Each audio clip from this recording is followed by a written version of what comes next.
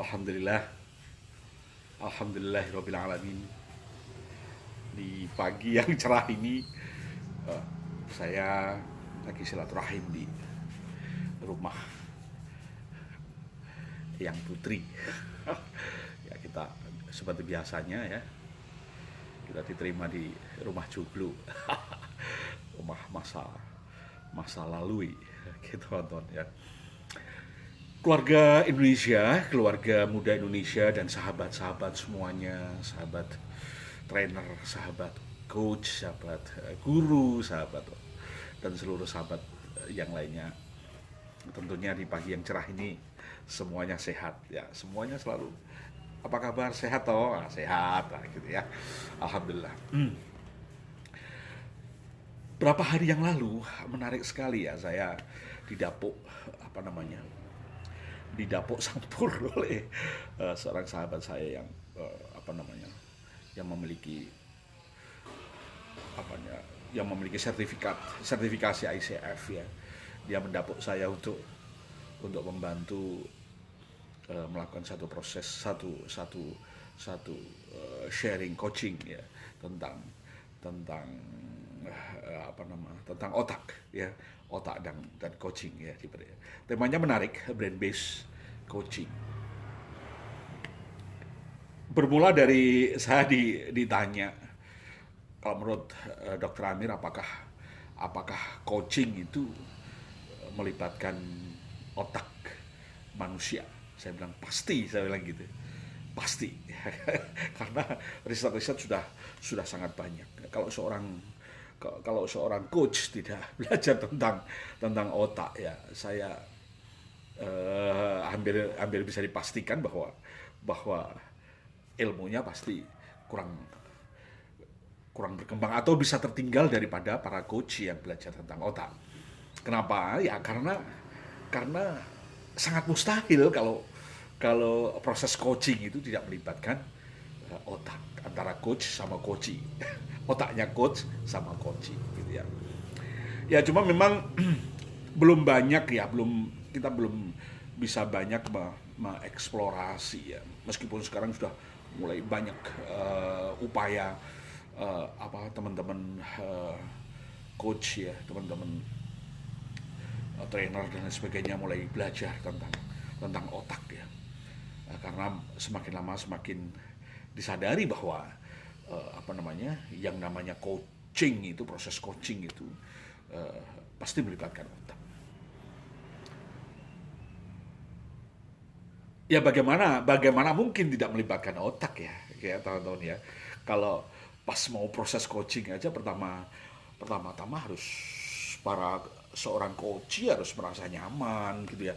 Dan bahkan bukan hanya seorang coach yang nyaman, coachnya juga harus nyaman kan gitu ya. Karena coach harus harus merupakan bagian daripada proses coaching itu sendiri gitu ya. Kalau enggak, nanti coachnya lagi gini-gini, coachnya pikiran terbang dan lain sebagainya kan gitu kan. Ya memungkinkan karena otak kita itu bisa memiliki kemampuan kemampuan seperti itu gitu ya. Dan sangat menariknya apa, karena peserta peserta uh, workshop brain based coaching itu bukan hanya sekedar peserta yang belum tahu tentang coaching, ternyata udah melalang buana apa namanya, melalang buahnya di bidang coaching. Sebetulnya kemarin itu ada beberapa coach yang istilahnya sekedar untuk apa namanya, mengkonfirmasi, memverifikasi bisa jadi gitu ya, beberapa hal, apa namanya, beberapa hal mereka sudah paham kan gitu ya. Cuma banyak yang belum paham kalau itu pijakannya ada di dalam otak manusia. Nah, Anda bisa bayangkan kalau seorang coach dia paham tentang otak manusia, Anda bisa paham, Anda bisa bayangin ya. Bahkan yang awalnya mungkin hanya sekedar ikut-ikut eh, namanya workshop apa namanya, eh, workshopnya aja ya gitu. Lama-lama dia bisa mendesain sebuah metodologi tentang tentang tentang eh, eh, tentang coaching. Oke. Eh, ini penting sekali teman-teman. Ini penting sekali bahwa kenapa kenapa seorang coach harus memahami bagaimana otak bekerja, ya.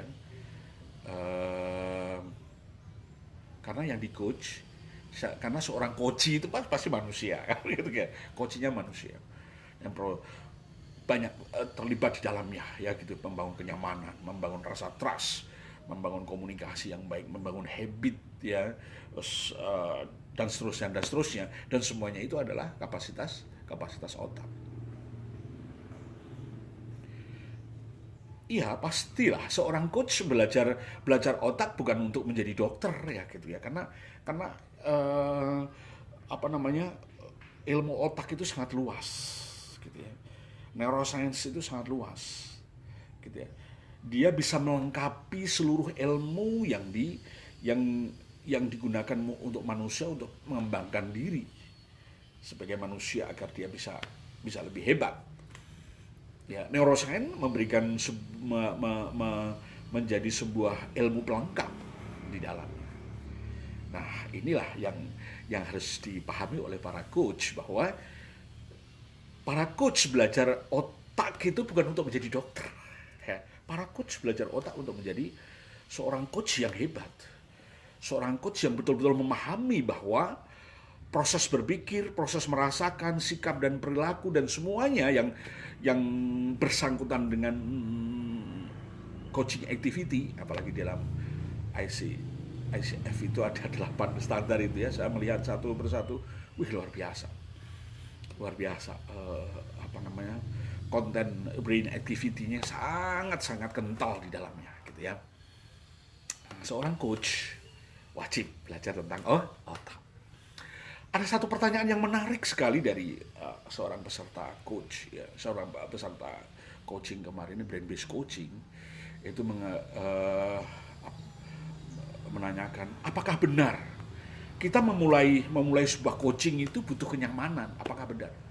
Apa yang terjadi di dalam otak kalau coach sama coachnya itu nyaman?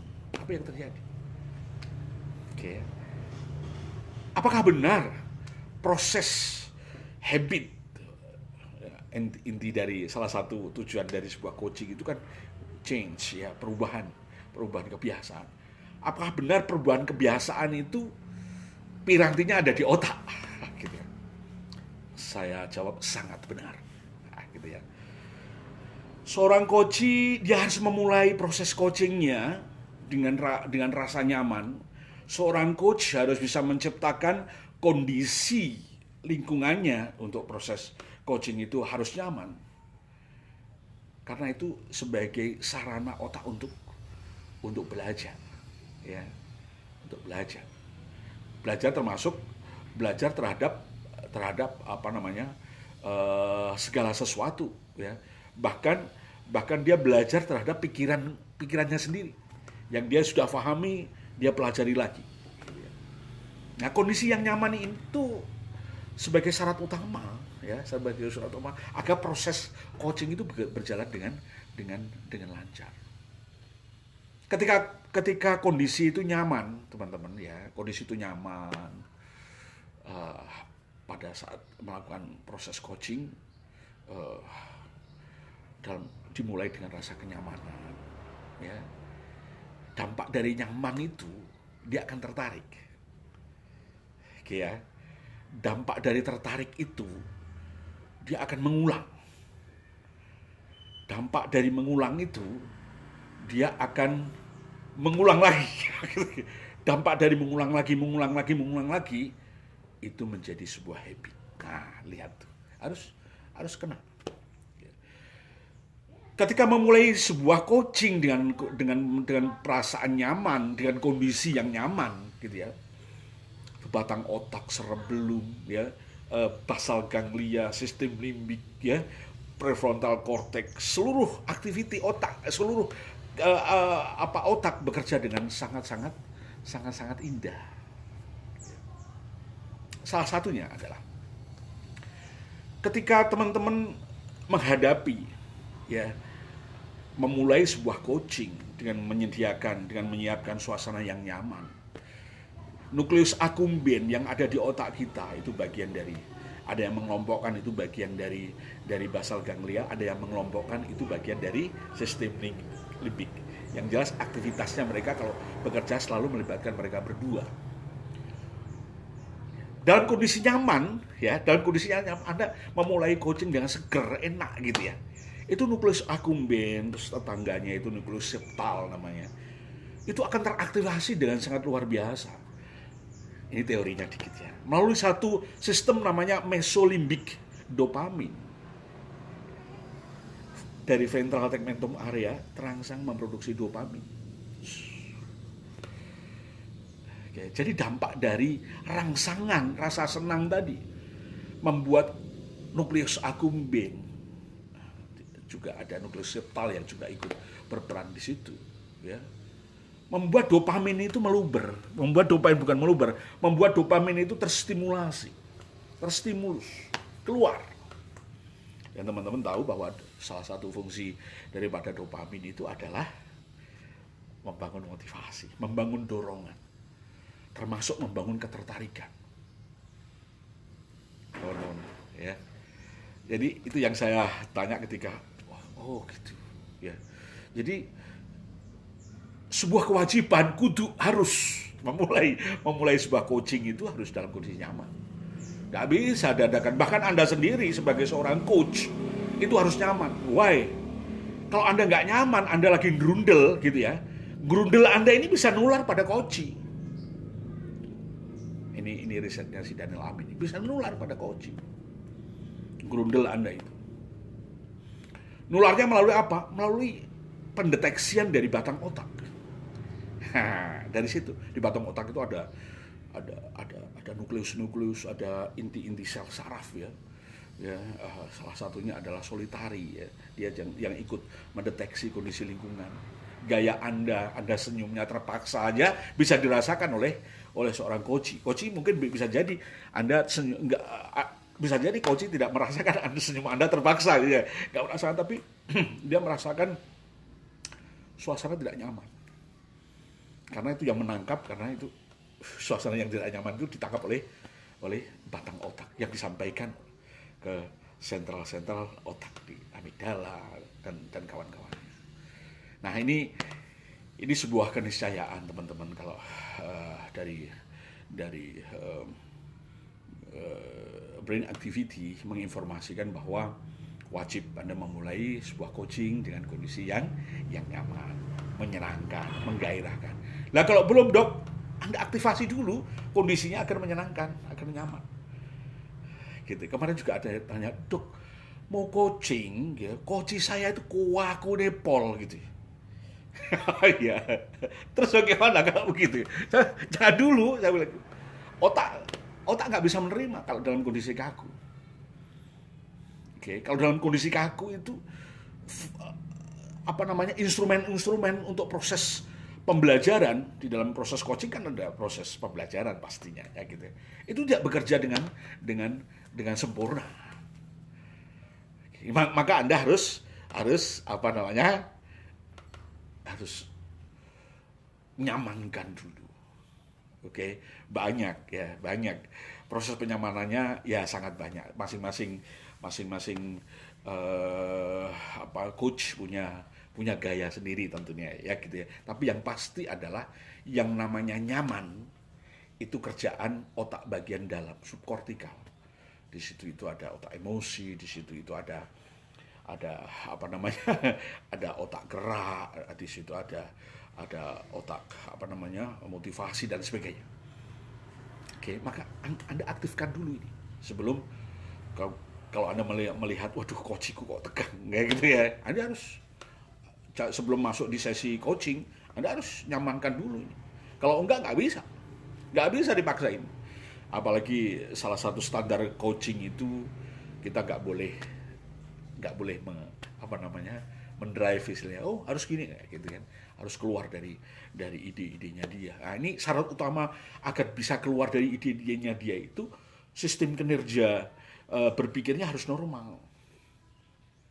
Ya, secara garis besar berpikir jernih itu ditandai dengan prefrontal cortex bisa mengendalikan si sistem limbik, atau prefrontal cortex bisa mengendali bahasa amigdala, atau bahasanya yang lainnya kortikal bisa mengendalikan subkortikal. Nah, ini harus dipahami. Hal-hal yang beginilah yang apa namanya, eh, neuroscience bisa berpartisipasi dalam dalam menguatkan konsep-konsep coaching yang teman-teman telah memiliki. Ada pertanyaan yang lainnya, dok, coachingku itu kok sering relapse ya, ada gobrakan gitu kan. Oke, dan itu yang hanya insya Allah ya, insya Allah neuroscience bisa menjawabnya. Kenapa coaching ada relapse? Oke, coba kita bahas di lain waktu ya, teman-teman. Ini sekedar sharing ya, sharing. Nah, teman-teman bisa, ayo kita sharing. Tapi yang jelas offline belum bisa ya sekarang ya, kayak karena kondisi COVID, informasinya semakin naik ya gitu ya. Kita kita kita pakai daring aja dulu ya. Kita bisa pakai Zoom, bisa pakai Google Meet atau hal yang lainnya ya. Dengan senang hati insya Allah kita bila kita bisa diskusi bareng ya. Terima kasih teman-teman, saya Dr. Amir Zufdi ya. Mudah-mudahan bisa memberikan insight yang bermanfaat khususnya bagi para coach Indonesia ya. Terus bisa meningkatkan kualitas coachingnya. Terima kasih. Bila ada yang salah, kurang tepat, mohon dimaafkan. Kalau ada kelebihan, sampaikan yang lain. Nggak apa-apa, kita belajar bareng. Oke ya. Assalamualaikum warahmatullahi wabarakatuh.